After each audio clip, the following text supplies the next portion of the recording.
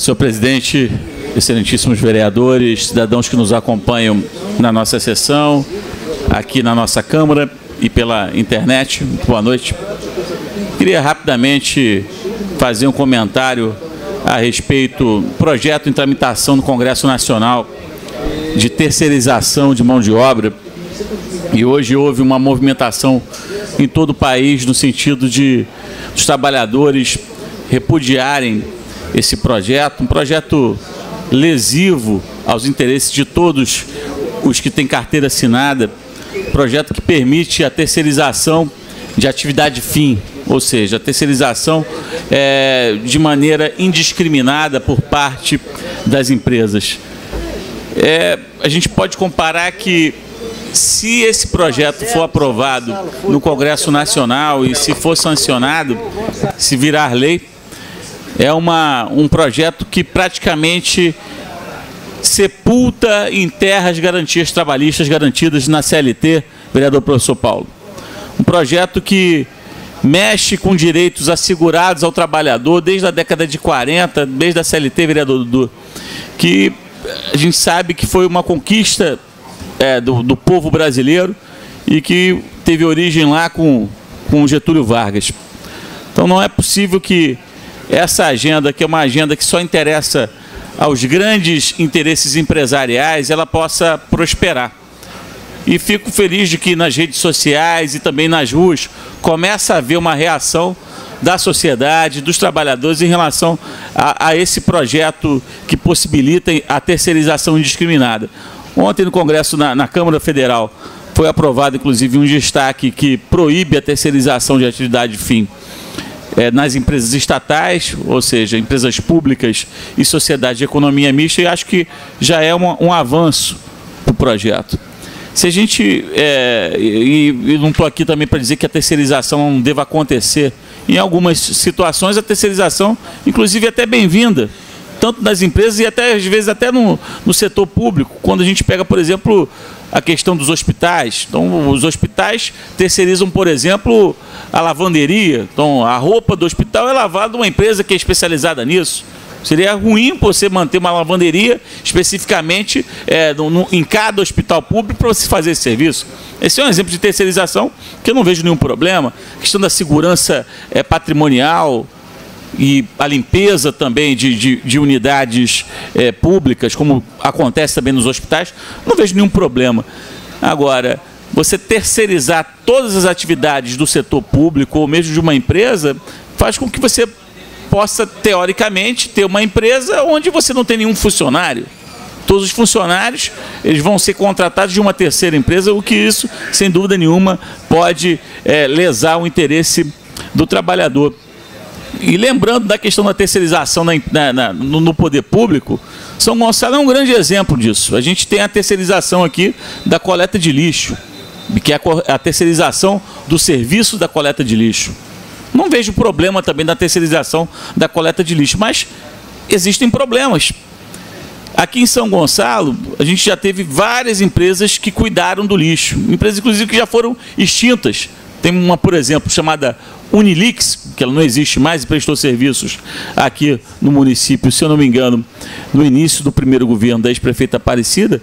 Essa empresa deixou uma dívida trabalhista imensa com os empregados, não recolheu fundo de garantia, não recolheu INSS, e a prefeitura, junto à Justiça do Trabalho, foi chamada a arcar com todos os encargos que a empresa deveria ter recolhido. Então, esse é um exemplo de como, se você não tem um acompanhamento, como a terceirização pode ser nociva, e a gente espera que o Congresso Nacional possa, na verdade, não dar seguimento, não dar prosseguimento a esse projeto lesivo ao interesse dos trabalhadores.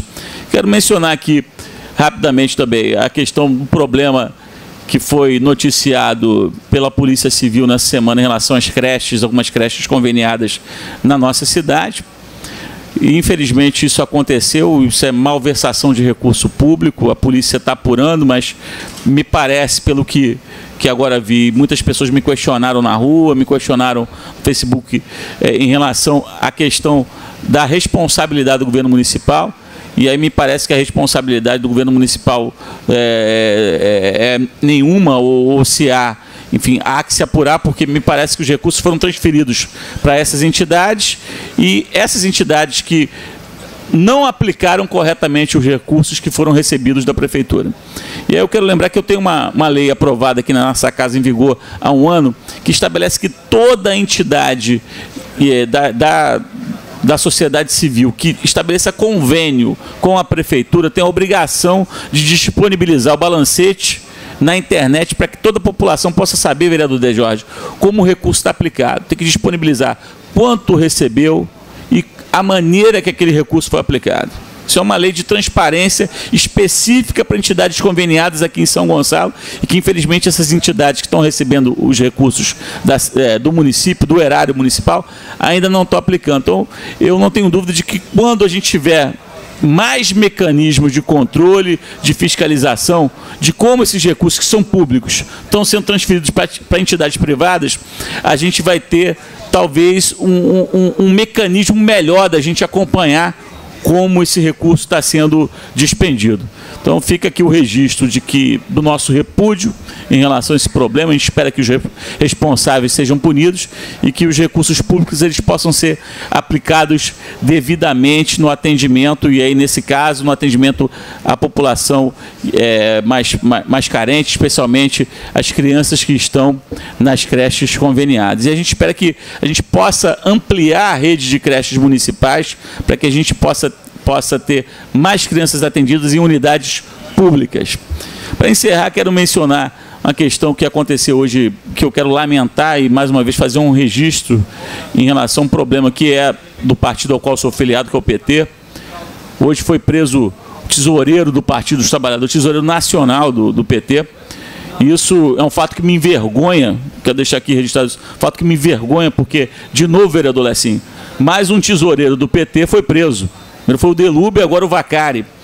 Então, os erros que o PT vem cometendo, e eu tenho muita liberdade para falar isso, porque é o partido ao qual estou filiado, então se você não faz a crítica onde você está, então você nem merece fazer crítica nenhuma. Então eu quero fazer a crítica em relação ao partido ao qual estou filiado, e aí digo, lamentavelmente, mais uma vez isso aconteceu. Em 2005, com o escândalo do Mensalão, houve um problema de malversação de recursos, envolvimento do tesoureiro nacional do partido, à época o Delúbio, condenação na justiça, inquérito, denúncia, processo, condenação.